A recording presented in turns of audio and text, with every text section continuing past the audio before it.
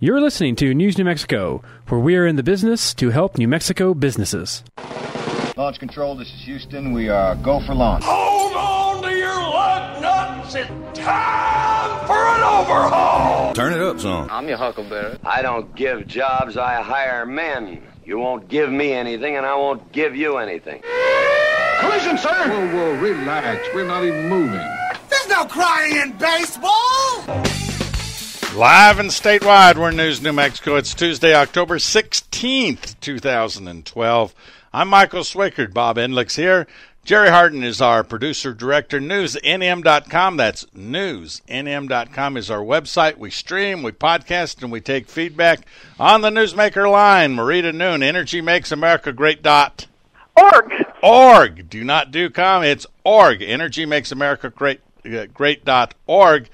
Marita, you write that they were right in the middle of a great question by Congressman Ryan. Where are the 5 million green jobs? And the moderator said, oh, no, you can't ask that question, and turned the conversation somewhere else. Exactly. The moderator, Martha Raddatz, cut off Ryan from asking an important question that would have totally embarrassed, perhaps, Biden, and I think had he had to answer that question, it would have wiped the smile off his face. I must disagree with you. He is unembarrassable. He can stand there in his boxer shorts and will not be embarrassed. He's but your column in townhall.com, we've also posted on newsnm.com, Obama's green job promise. I think it was supposed to be, 5 million jobs? 5 million jobs he promised when he was campaigning in 2008. I have the direct quote there in my column. It's there. And he said it many times. There were many different quotes I could have chosen from in what I included there. But he many times promised that there would be 5 million green jobs. And while he was campaigning, he promised that he would spend $15 billion a year in renewable sources of energy to create 5 million new energy jobs over the next decade. And how's that working out, Marita? Well, we're not anywhere near on track for those 5 million jobs. And in fact, the closest that we could count, now of course it's really hard to do the math on this because the information is very hidden, and it's difficult to ferret out. And as I said in my column, it really would take a research team of dozens of people to come up with the real hard numbers, because it's all these companies, all the different programs, and all these things are so convoluted.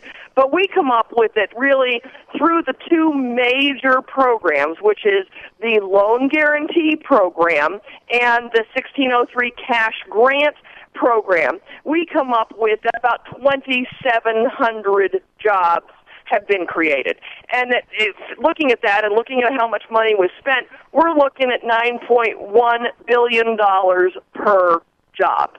Was that a B billion or an M billion? Oh, you know what? I think I said B, and I think it's M. I think it's okay. 1 million. Only $9 million per job?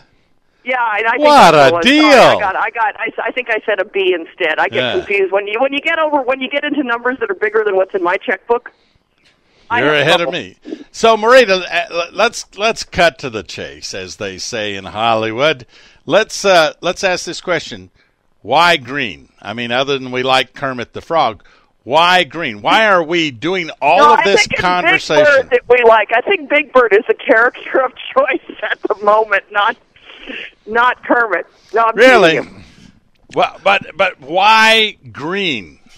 Marita, if it was a roaring success, you can be assured that there would be a part of the whitehouse.gov website that would tout all the green energy jobs, and the campaign would be dislocating itself, patting itself on the back about what a marvelous success it is. Marita, but there's no there's no real business there. But Marita, no, exactly. why That's why we have green? to work so hard to come up with these numbers.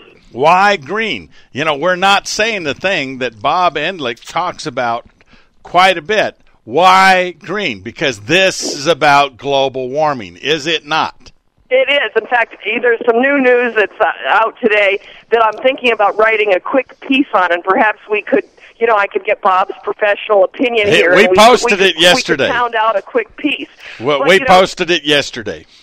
Huh? We posted it yesterday. Go to newsnm.com. 16 years and no warming. Exactly. Now, that's exactly where I'm going, is the 16 years and no warming. However, there's an interesting piece of the puzzle that's out today. And, Bob, you can tell me if you've already addressed this and if I'm on, the wrong track here.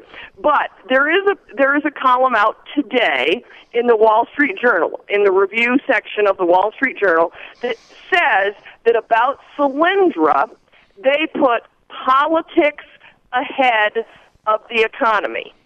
Yep. Then there is a piece in Denver Post that talks about this 16 years of warming, and it doesn't say these words exactly, but it's really close. And it says that they put politics ahead of science. The exact quote from the Denver Post says, "But leading scientists and scientific organizations that contribute to a campaign of misinformation, even in pursuit of a worthy goal like responding effectively to climate change, may find that the credibility of science itself is put at risk by supporting scientifically unsupportable claims in pursuit of a political agenda." Well said. That's it. Is the fact you're using a political solution for non-political problem. Non-problem. It's not a problem, Michael. It's not a problem. It's not a problem. But it is it's a political solution. See, they supported each other, and they both, and this is the connection that I think I may pound out a quick piece on today, is that in order for the whole green energy agenda, which was a means of funneling funds to preferred parties, they had to have this so-called science of global warming. So they falsified global warming to support this. They support one another. To have green, yes. It wasn't Kermit the Frog. They were being political. More with Marita Noon. In just a moment, it's 14 after. You're listening to News New Mexico, where our business is your business. Chained like a beast in a cage.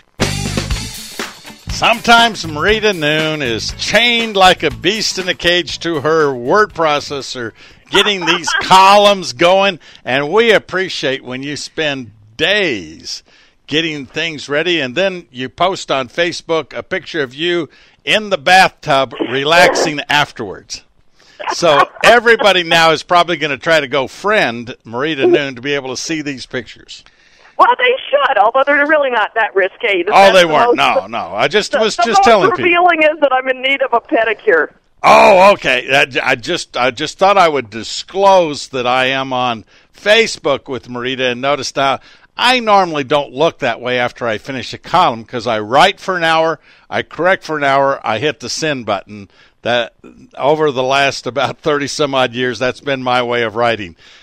It hasn't always worked out, but Marita, you have really done an incredible amount of research for this column that you this posted. Is amazing. There is just an incredible number of facts that you got in here, plus these links about like the green job myth and the tie back to the Chicago and the weatherization program that did a great job of sending a lot of money to Chicago and not weatherizing very many houses. It's incredible. Amazing. Isn't it amazing that we sent a lot of money to Chicago that didn't go where it belonged? How much money did we send to Chicago?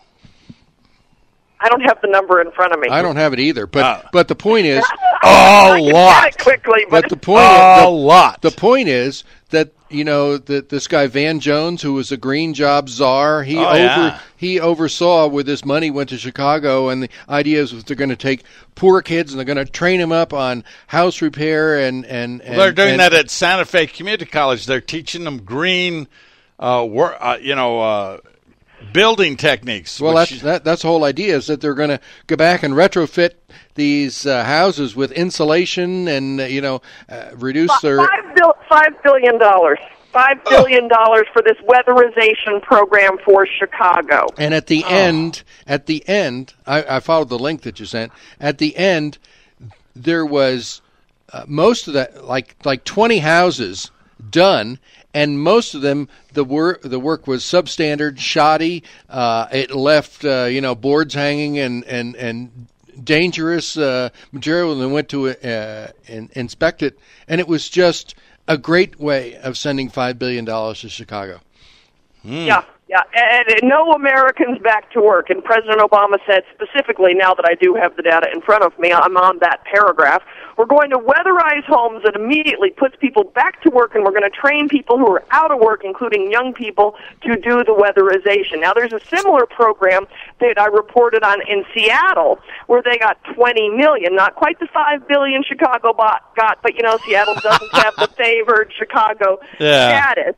But they got $20 million to create some 2,000 green jobs. And in the end, only 3 homes had been retrofitted, and just 14 new jobs had been created, and many of those were administrative and not the entry-level pathways that were planned for this program. So, the bottom line is you keep looking at this stuff. I mean, this is the third, this particular one, and this is the third in a 3-part series that I've written on the failed green energy. We first did the 15 companies that have gone bankrupt, and we believe there's some others, but we couldn't track that they got stimulus money. We knew they went bankrupt, but we couldn't track that they actually got stimulus money, so we just listed them at the end of the article. But 15 firm, and again, Bob, as you said, if these programs were a success, it wouldn't be so hard to track this data. They'd be bragging about it.